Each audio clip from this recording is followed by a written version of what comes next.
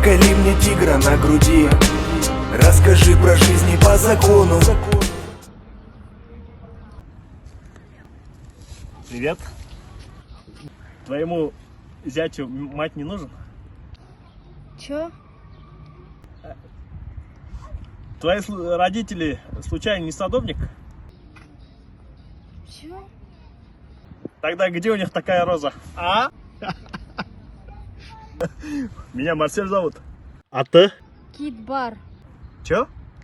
Кит. Не кит, а акула.